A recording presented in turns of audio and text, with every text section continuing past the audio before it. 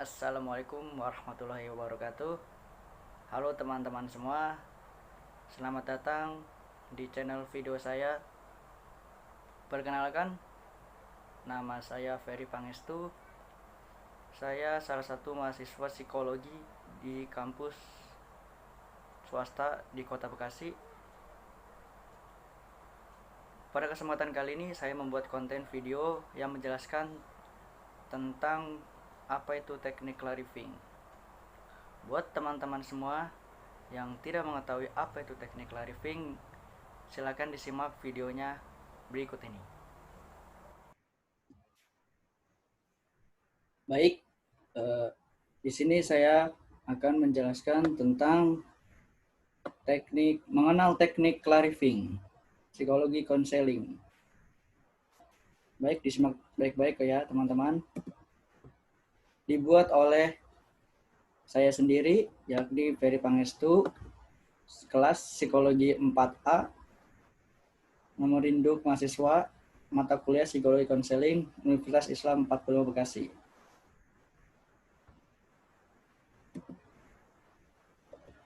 Apa itu teknik clarifying? Mari kita simak baik-baik.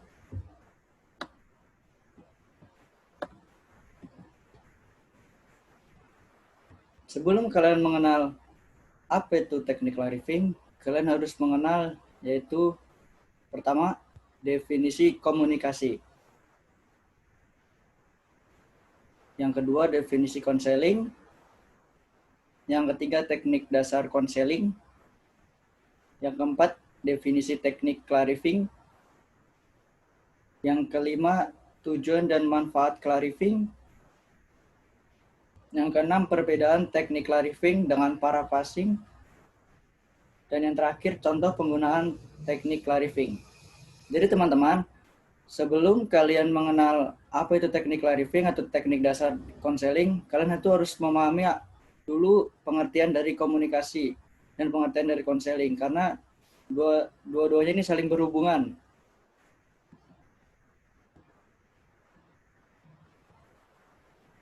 Baik, yang pertama yakni apa itu komunikasi? Kata atau istilah komunikasi berasal dari bahasa Inggris, yaitu communication. Dan dalam bahasa Latin berasal dari kata communicatus, yang artinya berbagi atau menjadi milik bersama. Dengan demikian, menurut leksikografer, salah satu ahli kamus bahasa, mengartikan komunikasi yang menunjuk pada suatu upaya yang bertujuan berbagi untuk mencapai kebersamaan. Sedangkan Jacques berpendapat bahwa komunikasi adalah penyampaian segala macam perasaan, sikap, kehendak, baik langsung dan tidak langsung, sadar maupun tidak sadar, dalam Handayani tahun 1981 halaman 94. Berdasarkan kedua definisi tersebut, dapat dijabarkan bahwa komunikasi bukan hanya sekedar memberitahu, tapi juga mempengaruhi seseorang atau sejumlah orang untuk melakukan tindakan tertentu, yakni merubah perilaku orang lain. Komunikasi yang efektif adalah apabila penerima menginterpretasikan pesan yang diterimanya, sebagaimana dimaksud oleh pengirim. Apabila telah terjadi kesamaan makna dalam proses komunikasi, seperti diuraikan di atas, maka akan terjadi saling pengertian antara kedua belah pihak.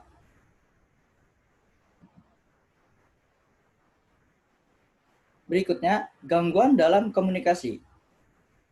Ada dua jenis gangguan terhadap jalannya komunikasi, yang menurut sifatnya dapat diklasifikasikan sebagai gangguan mekanik dan gangguan semantik.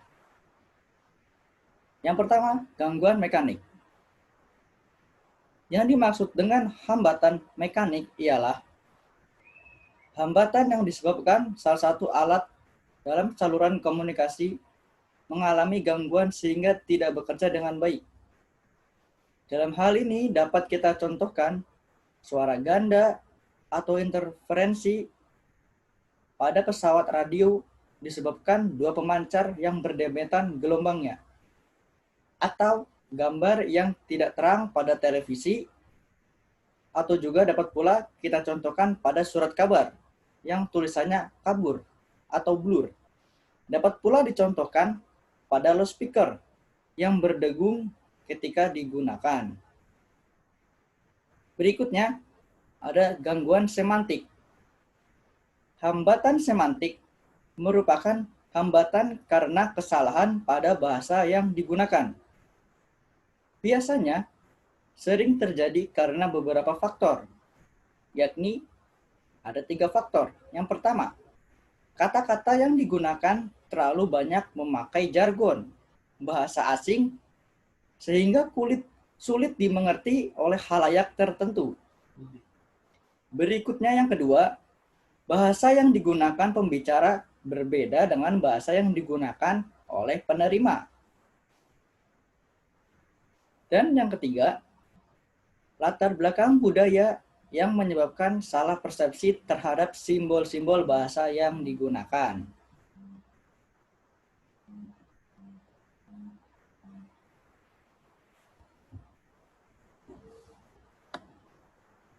Berikutnya ada definisi konseling. Konseling muncul karena adanya banyak pertanyaan dan masalah yang dihadapi oleh individu, dan ketika individu tersebut berusaha memecahkan masalahnya, individu merasa perlu mendapatkan bantuan secara profesional. Konseling sebagai usaha bantuan atau helping profesional karena sifatnya yang didasarkan pada pengetahuan khusus.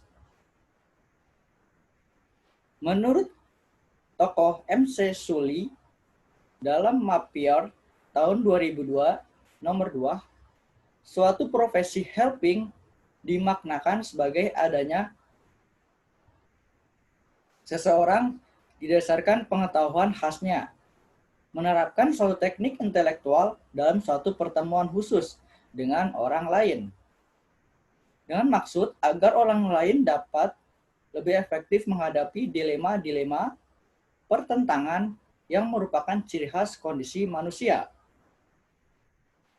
Konseling adalah suatu layanan profesional yang dilakukan oleh para konselor yang terlatih secara profesional. Hal ini bukan merupakan hubungan yang secara kebetulan direncanakan untuk membereskan masalah klien. Namun konseling merupakan suatu proses yang direncanakan untuk mempercepat pertumbuhan klien. Konseling melibatkan interaksi dan komunikasi antara dua orang, yakni konselor dan klien, baik secara langsung, yaitu bahasa verbal, maupun secara tidak langsung, yakni non-verbal. Tujuan dari hubungan konseling ialah terjadinya perubahan tingkah laku pada diri klien sesuai dengan kemampuan dan potensi yang dimiliki oleh klien.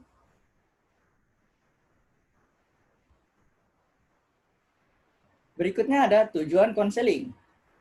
Ada beberapa pernyataan mengenai tujuan konseling yang dikemukakan oleh beberapa ahli.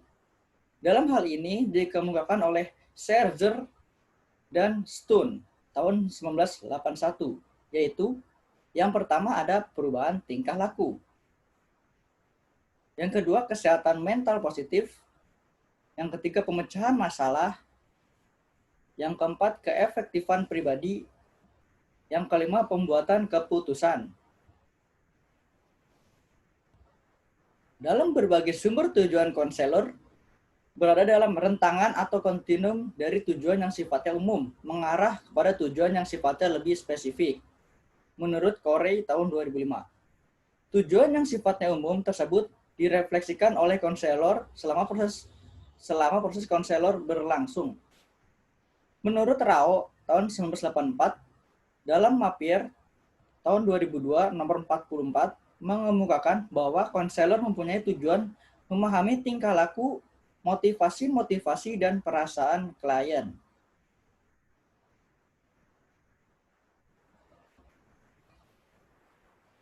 Berikutnya, ada teknik-teknik dasar komunikasi konseling.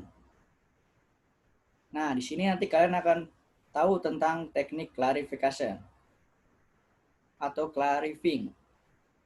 Sebagai suatu proses komunikasi, konseling melibatkan keterampilan konselor dalam menangkap atau merespon pernyataan klien dan mengkomunikasikannya kembali kepada klien tersebut.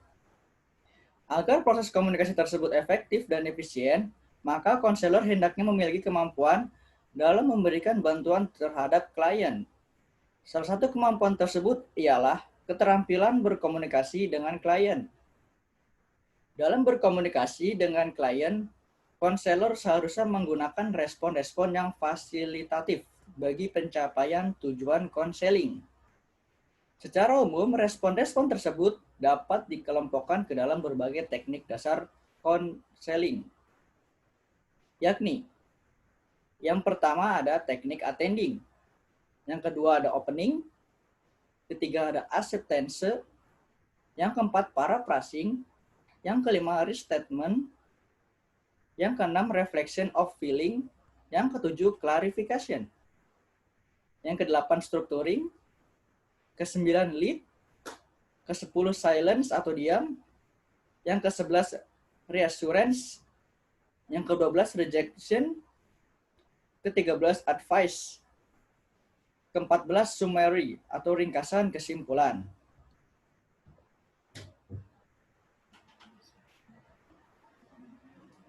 Berikutnya ada definisi teknik clarifying. Ada 4 definisi yang saya paparkan di sini. Yang pertama, clarifying ialah teknik yang digunakan untuk mengungkapkan kembali isi pernyataan klien dengan menggunakan kata-kata baru dan segar. Yang kedua, menurut Fauzan Lutfi dan kawan-kawan tahun 2008 nomor 34, clarification atau penegasan pernyataan adalah pola respon atau teknik menanggapi pembicaraan dengan cara memperjelas kata-kata yang telah diucapkan konseli melalui pemetikan atau pengambilan inti pembicaraan yang dianggap penting. Berikutnya, ada teknik penajaman atau penegasan yang dilakukan oleh konselor untuk menggali informasi agar lebih jelas dan paham maksud dari konseli. Yang terakhir, clarifying adalah proses mengarahkan konseli untuk memahami lebih jauh pokok pembicaraannya dan memberikan keterbukaan terkait dengan masalahnya. Menurut Yeo dalam Sugiharto dan Mula Warman tahun 2007 nomor 58.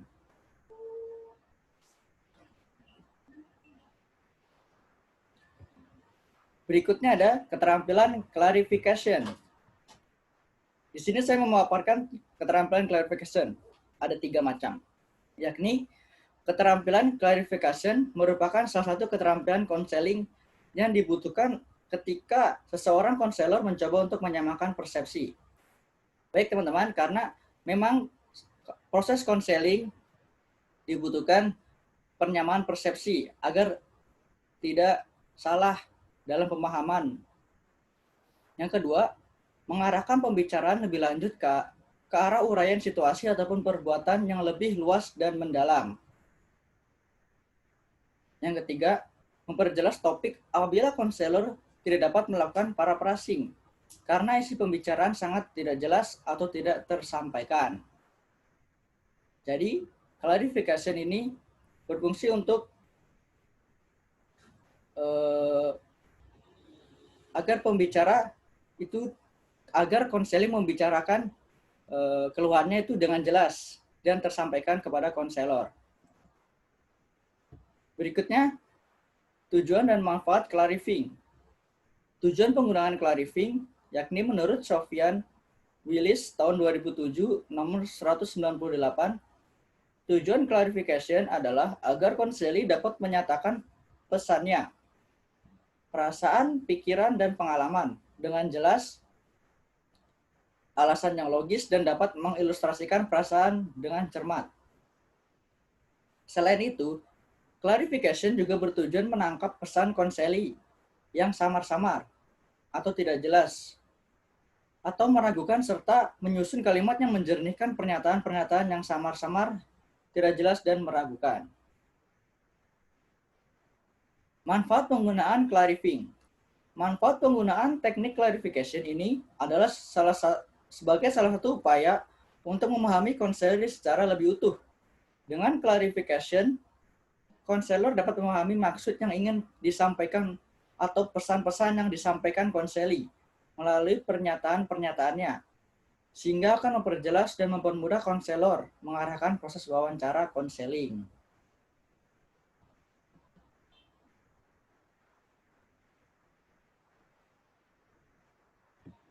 Perbedaan paraphrasing dengan clarifying. Baik teman-teman, bagi yang tidak tahu perbedaan teknik paraphrasing dengan teknik clarifying akan saya jelaskan di sini. Teknik paraphrasing atau paraphrase menunjukkan kepada klien bahwa Anda mendengarkannya dan memberikan kesempatan bagi klien untuk mendengarkan pemahaman Anda tentang apa yang telah ia katakan dan menanggapinya.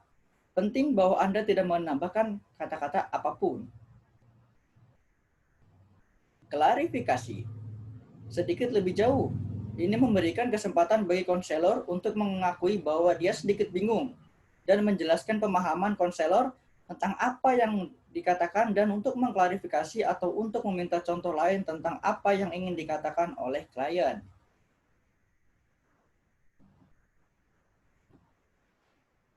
Paraphrasing atau paraphrase melibatkan pendidikan makna penting di balik apa yang pembicara baru saja katakan dan menyatakan kembali kepada mereka dengan kata-kata Anda sendiri. Pembicara kemudian dapat mengklarifikasi atau mengkonfirmasi bahwa makna yang Anda kumpulkan adalah apa yang mereka coba sampaikan. Ketika memparafrasekan, Anda harus berusaha untuk menahan penilaian dan menjaga pernyataan Anda tetap netral dan singkat. Hal ini memungkinkan pembicara untuk mendengar apakah Anda telah memahami kata-kata mereka seperti yang mereka maksudkan, tanpa mereka merasa seperti sedang diserang, dikritik, atau dianalisis. Sedangkan clarifying atau klarifikasi yakni membantu pendengar memahami apa yang dikatakan dan memberi pembicara kesempatan untuk menguraikan dan menilai pikiran dan perasaan mereka lebih tepat. Ini juga menunjukkan pembicara bahwa pendengar diinvestasikan dalam memahami mereka, yang dapat mendorong pembicara untuk terus berbicara lebih lanjut. Agar berhasil mengklarifikasi, Anda harus berusaha untuk mengajukan pertanyaan terbuka. Pertanyaan ya atau tidak bisa ditutup dengan cepat. Penting juga bahwa pertanyaan klarifikasi tetap netral dan tidak menghakimi. Menggunakan frasa seperti saya tidak yakin, saya mengerti. Berikan waktu kepada pembicara untuk mengerjakan pemikiran mereka dan memberikan lebih banyak informasi. Contoh penggunaan teknik clarifying atau clarification.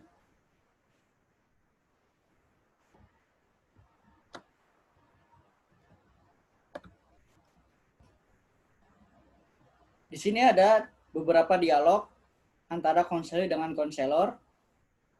Konseli, saya harus menjadi seperti apa setiap langkah yang saya lakukan selalu saja tidak disetujui ibu dan ayah. Setiap saya mau ini harus begitu. Saya benar-benar lelah harus mengikuti apa yang mereka inginkan. Seakan-akan aku seperti boneka saja. Konselor, pada dasarnya Anda kurang suka atau sikap orang tua Anda yang suka mengatur-atur Anda. Berikutnya ada konseli. Saya benar-benar bingung harus memilih si A atau si B. Lalu jawaban dari konselor, Anda bingung memilih A yang sangat baik dan mencintai Anda dengan tulus, tapi Anda tidak mencintainya, atau bertahan dengan B yang sangat Anda cintai meski B kerap kali menyakiti hati Anda, begitu? Berikutnya ada konseli. Saya pernah meminjamkan buku catatan kuliah konseling individual kepada Andi, tetapi ia tidak mengembalikannya lagi kepada saya. Kemarin lusa adik Andi, Ari, mau minjam buku psikologi belajar kepada saya. Saya tidak memberinya, Pak. Dia akan adik Andi. sudah tentu dia juga tidak akan mengembalikan buku yang dipinjamnya itu, Pak, pada saya. Konselor lalu menjawab dengan kata lain, Anda menyamakan Ari dengan Andi.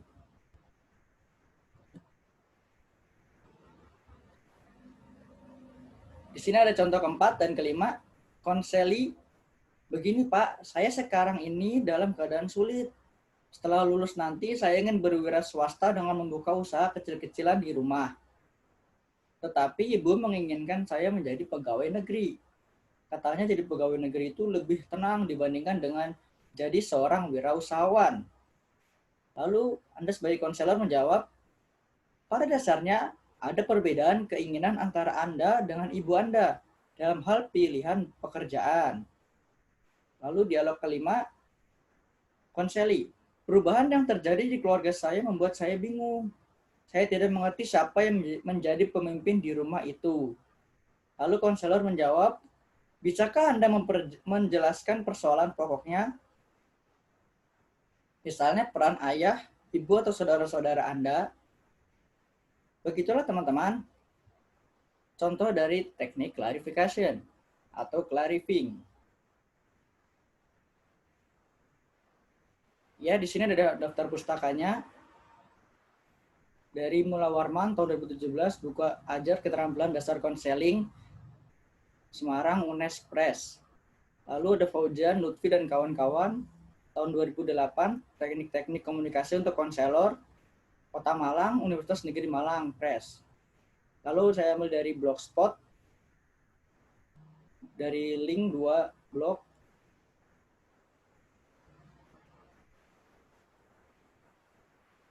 Ya, terima kasih teman-teman. Itu saja yang dapat saya sampaikan. Baiklah, cukup jelas ya teman-teman tentang pemaparan materi yaitu teknik clarifying. Di sini saya akan menarik kesimpulan bahwa teknik clarifying ialah teknik yang digunakan untuk mengungkapkan kembali isi pernyataan klien dengan menggunakan kata-kata baru dan untuk menggali informasi dari konseli agar jelas dan terarah selama proses konseling berlangsung.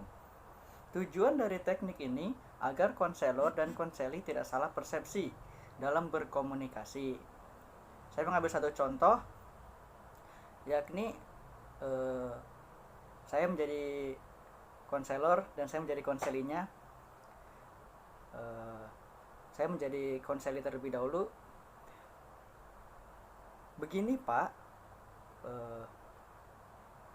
ibu saya menyuruh saya untuk mengambil jurusan matematika. Lalu bapak saya menyuruh saya masuk kuliah mengambil jurusan bahasa Inggris. Namun keinginan saya yaitu masuk kuliah jurusan psikologi. Lalu saya menjawab menjadi konselor, menjawab, oh pada dasarnya antara Anda dan orang tua Anda terjadi perbedaan pendapat dalam memilih jurusan, begitu. Oke, itu saja yang dapat saya sampaikan. Kurang lebihnya mohon maaf. Billahi taufiq wal hidayah. Wassalamualaikum warahmatullahi wabarakatuh.